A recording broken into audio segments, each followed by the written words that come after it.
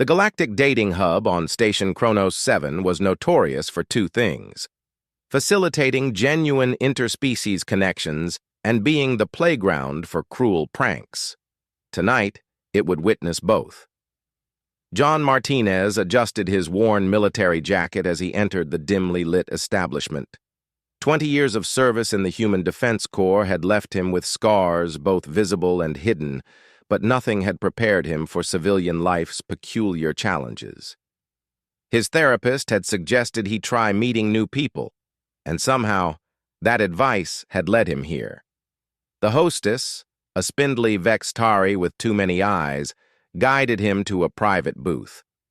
John noticed the subtle cameras positioned around the room, and the group of young aliens clustered in the corner, their translators barely muffling their snickers.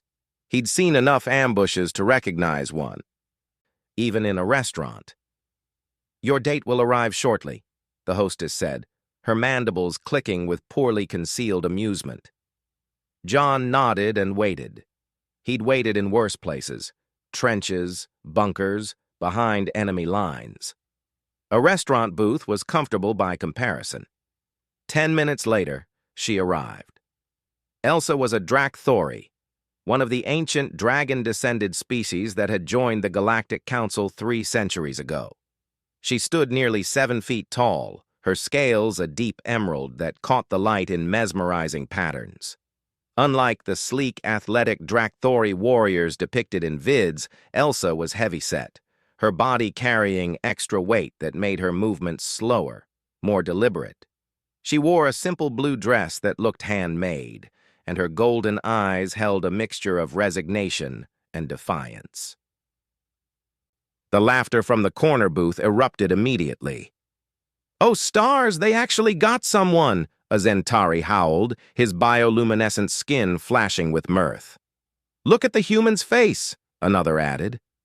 Elsa froze mid-step, her clawed hands clenching. John watched as her expression cycled through humiliation, anger, and finally a heartbreaking acceptance. She'd been through this before, he realized, many times. She turned to leave. "Elsa, wait," John said, standing up. His voice carried the same command that had once led troops through hell itself. "Please, sit down." She paused, her tail dragging on the floor. "You don't have to pretend. I know what this is. I know what I am." "You're my date," John said simply, "and I didn't come here to stand someone up, prank or not." The laughter from the corner faltered slightly. Elsa turned back slowly, searching his face for mockery. John met her gaze steadily, the same way he'd faced down enemy commanders and desperate civilians alike. There was no deception in him. The war had burned that capability away years ago. She sat, her weight making the booth creak slightly. Another round of giggles erupted from the prank orchestrators. "You really don't have to do this," Elsa said quietly, her eyes fixed on the table. "They paid for my profile to be matched with a human veteran. Thought it would be hilarious, the fat dragon and the war hero." "They're children playing at cruelty," John replied, picking up his menu. "I've seen real cruelty. This doesn't qualify." He glanced at the corner booth, and something in his expression made the laughter die completely. "Besides, they've already made their first mistake." "What's that?" Elsa asked, curiosity breaking through her defensive walls. "They assumed I'd care about appearances." John set down his menu. "In the war, I served with a Krell who'd lost 3 limbs, a Vexitari who was missing half her sensory organs, and a human whose face had been burned beyond recognition. Best soldiers I ever commanded. Taught me that what someone looks like has nothing to do with who they are." Elsa's scales rippled, a Drakthori blush he'd learn later. "The Krell," she said softly. "Was that Sergeant Krellmack? I read about your unit.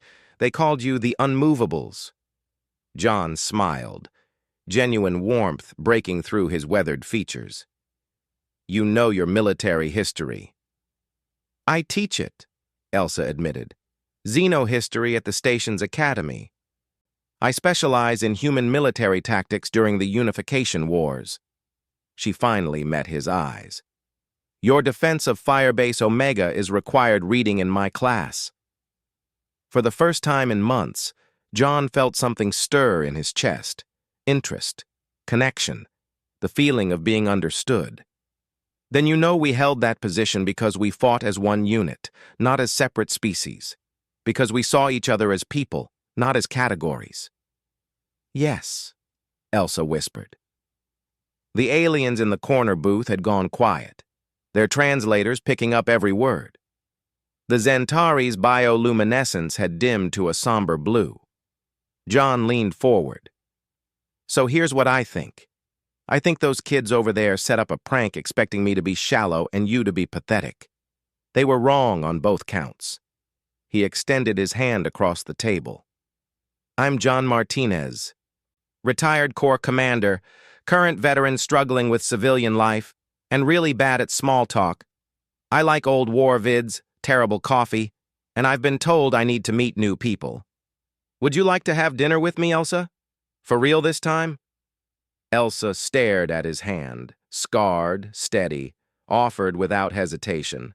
Her golden eyes welled with tears that she'd been holding back for what might have been years. She reached out and took his hand, her claws carefully retracted.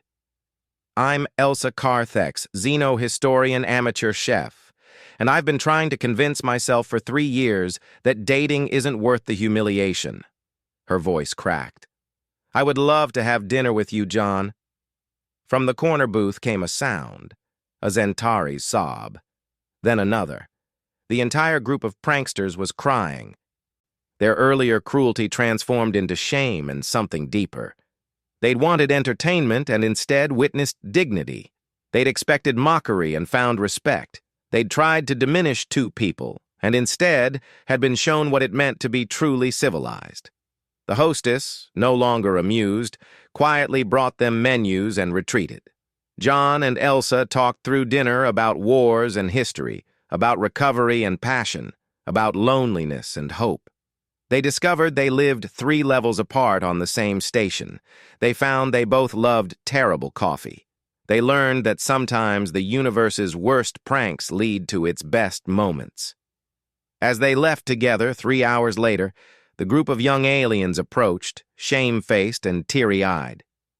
Sir, ma'am, the Zentari said, his voice thick with emotion. We're sorry. We're so sorry. John paused, then nodded. You learned something tonight. Make sure it sticks. Elsa added softly, and maybe next time, try to bring people together instead of tearing them apart. The universe has enough cruelty without us adding to it. They walked away hand in hand, 2 people who'd been broken by their worlds in different ways, now beginning to heal together. Behind them, the pranksters stood in silence, forever changed by witnessing what it meant to be truly human, and truly humane. The end.